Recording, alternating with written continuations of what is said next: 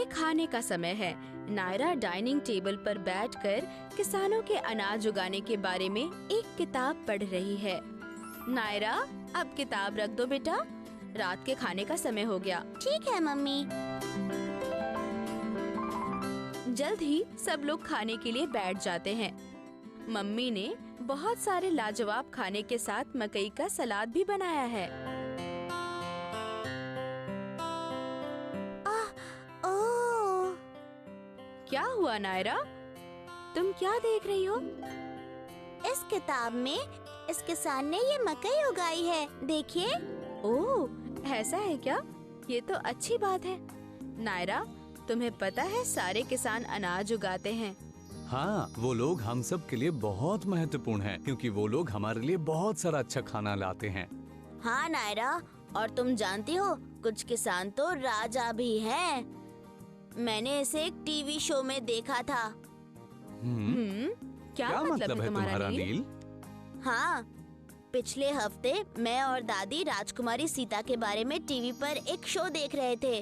वहाँ हमने देखा कि उनके पिता राजा जनक अपने खेत में जुताई कर रहे थे और तभी उन्हें वहाँ राजकुमारी सीता मिली।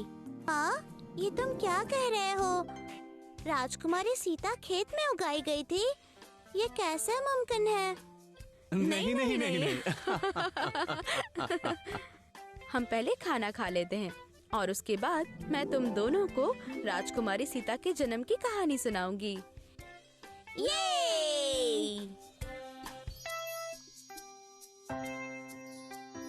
ये कहानी हजारों साल पुरानी है। ये मिथिला साम्राज्य की एक कहानी है।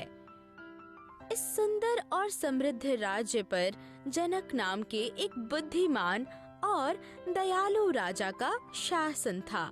राज्य में सभी लोग खुश थे और सब कुछ अच्छा था। उस एक साल तक जब बिल्कुल भी बारिश नहीं हुई। बिना बारिश के अनाज का उग पाना संभव नहीं था।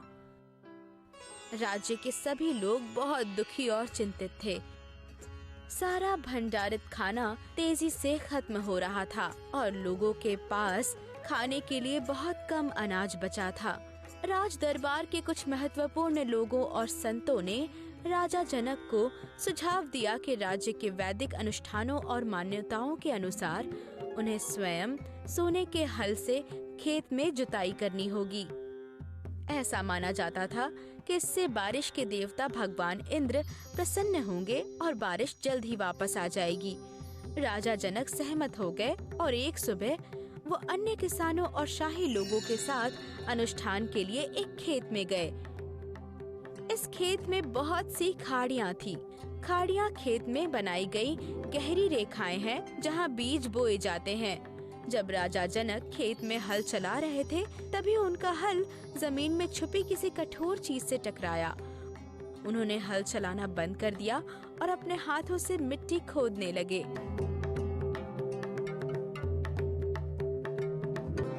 उन्हें एक बड़ा सा बक्सा मिला और उन्होंने उसे बाहर निकाला। इस असामान्य खोज से उनके आसपास सब लोग आश्चर्यचकित थे। सभी लोग उत्सुकता से इंतजार कर रहे थे जब राजा जनक बक्सा खोल रहे थे। जब उन्होंने उसे खोला तो सब लोग बहुत अचंभित थे और वहाँ से अपनी नजरें हटा नहीं सके। उस बक्से में से एक जादुई रोशनी निकल रही थी। और तुम्हें पता है उस बक्से में क्या था? उसके अंदर एक नवजात बच्ची थी। सब लोग उस दिव्य बच्ची को देखकर बहुत खुश हुए। राजा जनक ने उस बच्ची को हाथ में उठाया और उसे प्यार से गले से लगा लिया। राजा जनक की तब कोई संतान नहीं थी, इसलिए वो बच्ची को पाकर बहुत खुश थे। उन्होंने घोषणा की कि वो इस बच्ची को गोद लेंगे और अपनी पहली संतान के रूप में उसका पालन पोषण करेंगे। उन्होंने इस दिव्य आशीर्वाद के लिए धरती माँ को भी धन्यवाद दिया।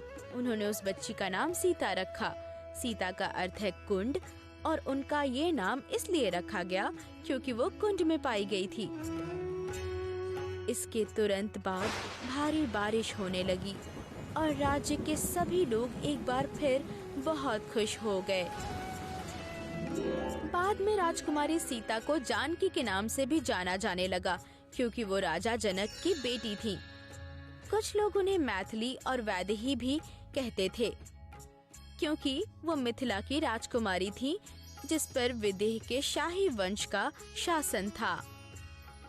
राजकुमारी सीता का पालन पोषण राजा जनक और रानी सुनैना ने किया और परिवार और राज्य में सभी लोग उनसे बहुत प्यार करते थे। तो ऐसे हुआ था राजकुमारी सीता का जन्म। ऐसा माना जाता है कि वो स्वयं धरती माँ की बेटी हैं। ओह, अच्छा। तो देखा नील और नायरा, राजकुमारी सीता किसी खेत में नहीं उगाई गई थी और ना ही राजा जनक कोई किसान थे।